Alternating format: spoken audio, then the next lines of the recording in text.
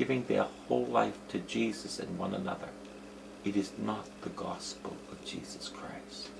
If preaching does not preach the cross and that we are to follow him who died and rose and give our whole being, and even if we are misunderstood, we are to take the backlash. And we know what they did to the prophet, Bishop Romero. They killed him as he was celebrating the Eucharist. Now, the church is called to be prophet in the world, light of the world. But you see,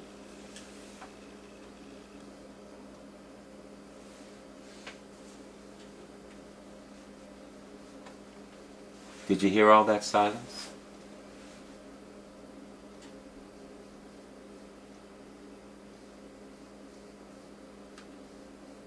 So silent.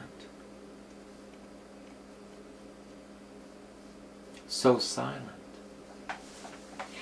In October, in September and October and November, the Universal Church in the United States of America should have been out there telling her people that McCain stood for this and Obama stood for that.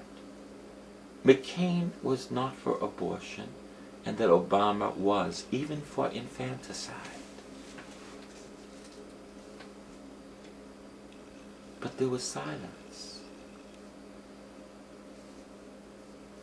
If that was the only thing she said,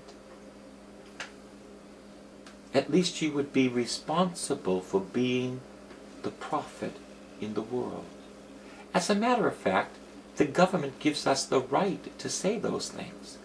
We cannot tell people to vote for McCain, and we cannot tell people to vote for Obama, but we could have said, this is what they are for.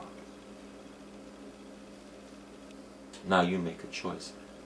But as a matter of fact, we were told in Boston not to say a word.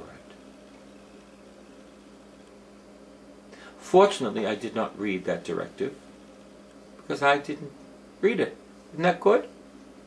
So I couldn't be disobedient. But I told people.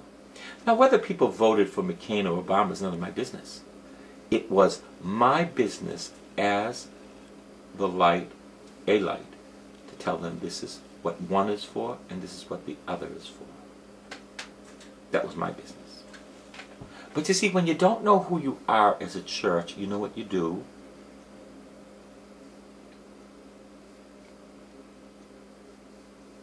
Silence. And I want to tell you, silence is deafening. Now, in Boston, we're going to have this big campaign to write to our senators and our representatives about the FOCA bill. We're going to send postcards. Postcards should have been sent to Obama in September, October, November.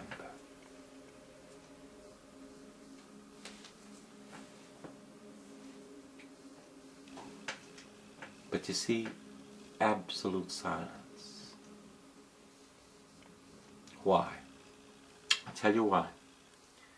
Because when you, as a person, are led by fear, you cannot do anything. Fear is the worst enemy you can take into your being. When a man or a woman is led by fear, it is the worst enemy that we can take into our being. Romero was not led by fear. St. Peter and Paul were not led by fear. Our Lord Jesus Christ, when he mounted the cross out of love for us, was not led by fear. Jesus did not have a stack of lawyers around him debating as whether he should go to the cross or not, but he focused upon the will of the Father.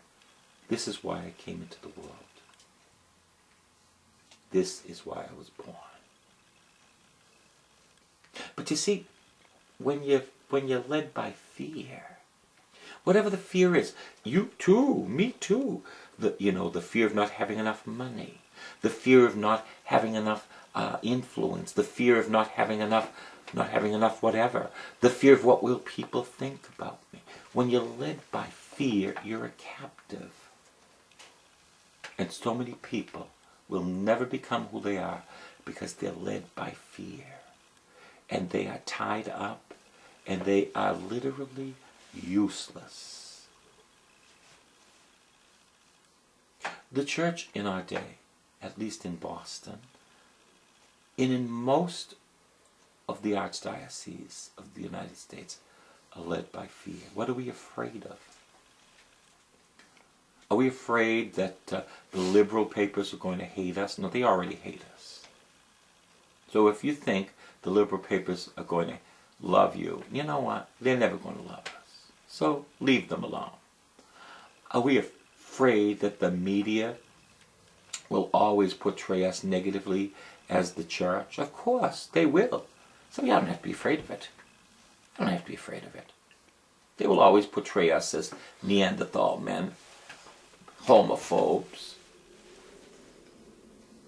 against choice. They will always do that. They will always do that. But the church is not called to be silent. It must be loving, but it must not only write documents, but teach her people and let it be known. One of the great fears that we have is that we might lose our tax-free number. Well, wouldn't that be wonderful? Then we'd see who believed and who didn't. Because you see, render unto Caesar what belongs to Caesar, and Caesar will kill children in the United States with your tax money.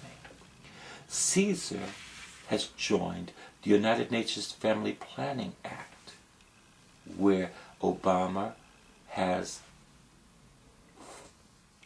signed the United Nations Family Planning Act, which would mean forced abortions, money for population control in China, forced abortions in China. We pay for abortions throughout the world, as well as forced abortions. Reagan struck it down. Clinton brought it back. Bush struck it down. Obama signed it again. So right now, render unto Caesar the things that are Caesar's. They even force sterilization, and you pay for it. I pay for it. It's called the United Nations Family Planning Act that Obama signed. Well, why don't we speak these things out? Why don't we say prophetically, we will not do this? Why is it that the bishops in Connecticut have been forced that if a woman comes to an emergency room and says she was raped, there is a law that they can't give her a pregnancy test, and that the Catholic hospitals agree with this? She might be pregnant, so they'll give her the morning after pill. Why is it? Because we're afraid that we're going to lose our tax-free number?